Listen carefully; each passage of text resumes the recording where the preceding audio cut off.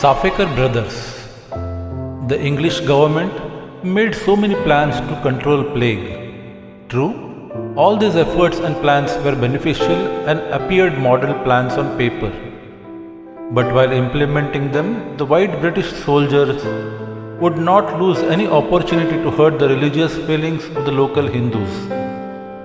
The soldiers would enter their houses with their shoes on. They would defile the houses.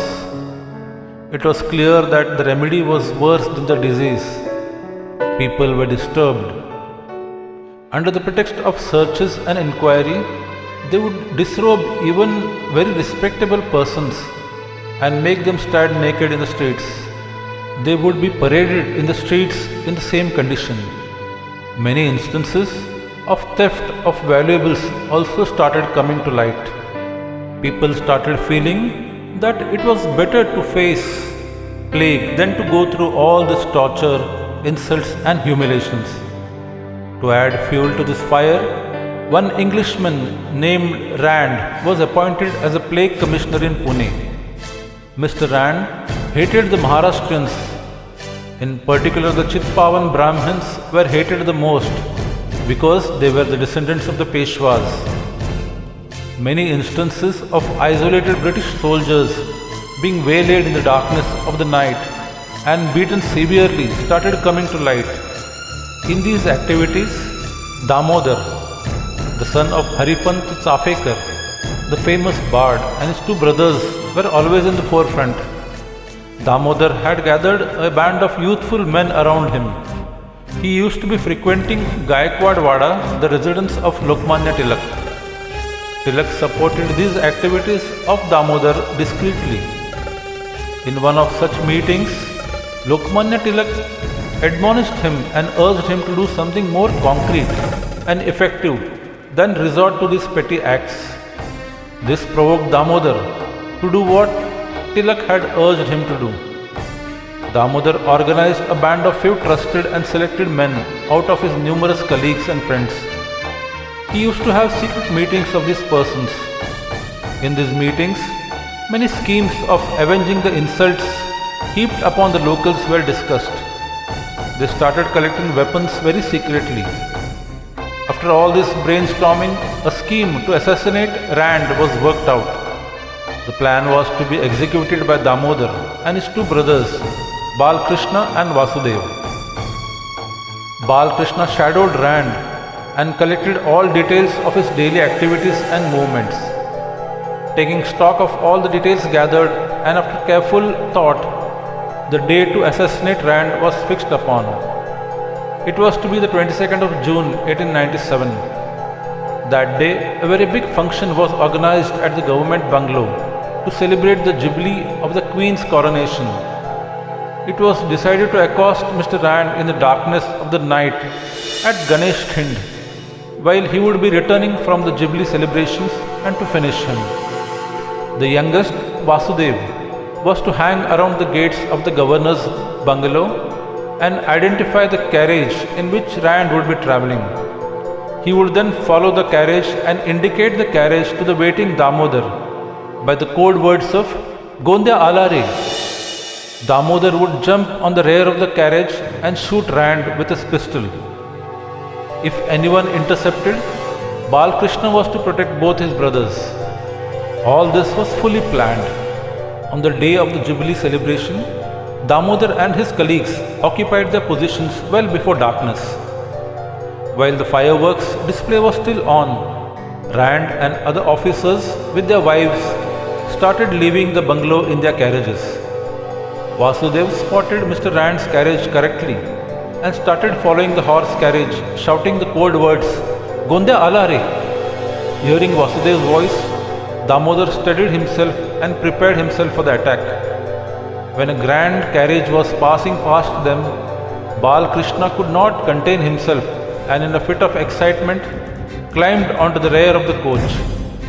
He raised the curtains and shot at the white person riding in it.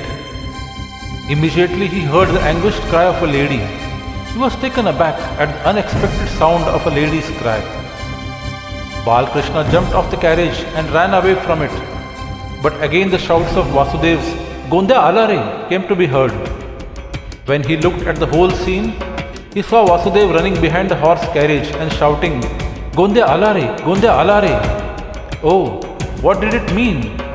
Somebody else had been killed by him by mistake.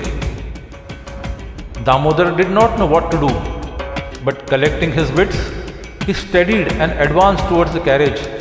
He jumped onto the carriage and in just one shot finished his task. They threw away all their pistols, etc. under a bridge on a rivulet and taking a long detour reached home and quietly went to sleep. Pune awoke on the 23rd of June with the news of assassination of Rand and Ast on the night of the Jubilee celebrations. Days after days passed, but the attackers could not be traced by the government. Ultimately, the English government deputed one Mr. Bruin, a very intelligent and efficient officer, for investigating into the matter. He would speak Marathi like a Pune Brahmin.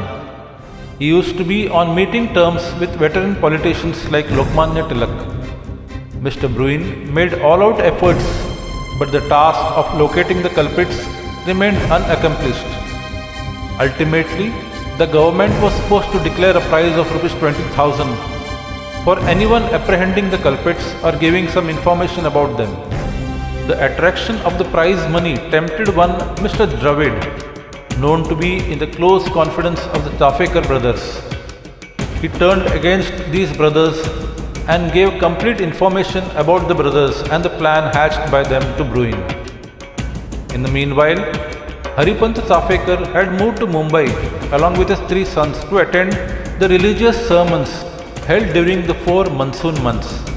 On the basis of the information given by the Dravid brothers, Bruin raided the Chafekar premises in the Kamat Chaul on 28 September 1897 and arrested Damodar Chafekar. Since Balkrishna and Vasudev were not at home at that time, they escaped arrest. They soon made themselves scarce.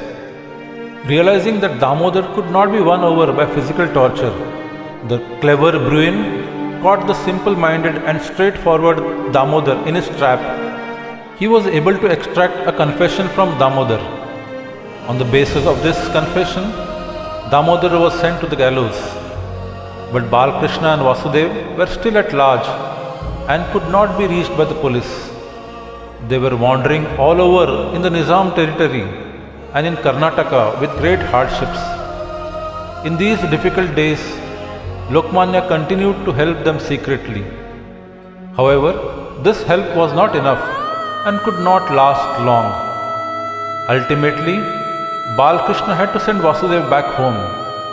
He returned to Mumbai after Damodar was hanged.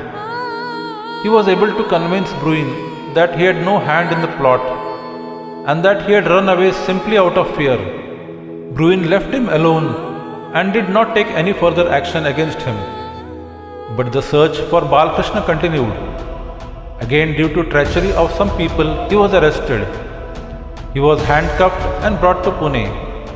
He was tried by a court and was sentenced to death like his brother. Vasudev was furious that because of the treachery by Dravid brothers, who were lured by money, his brothers had been caught and sent to gallows. With the help of his friend Ranade, he managed to kill these brothers one evening before the town went to sleep.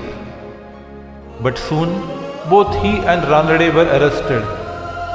These 2 brave young men were also sentenced to death and hanged in the prison at Thane. While protecting the honor and dignity of their fellow countrymen and while teaching a lesson to those who humiliated them, an entire generation of the Chafekars embraced death with a smile. After 1857 uprising, the 3 Chafekar brothers, namely Damodar, Balkrishna and Vasudev, and their faithful friend Ranade, were the first of the martyrs.